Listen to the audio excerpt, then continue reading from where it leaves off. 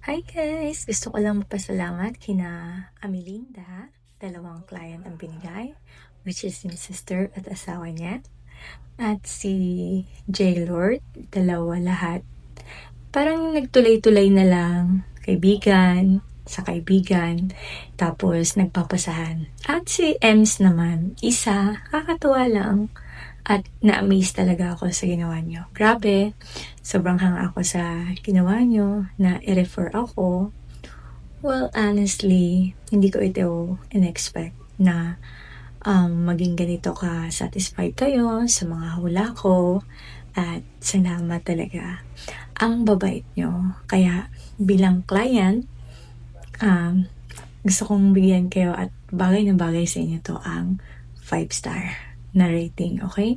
So, hindi lang si seller ang binibigyan, kundi ganun din si client kasi kayo po ay nakakatulong at hindi ko na-expect yun.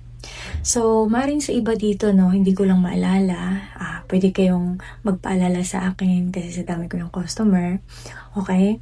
So, salamat din sa mga refer nyo. At kapag naalala ko yan, ay ipopost ko rin kayo. Okay?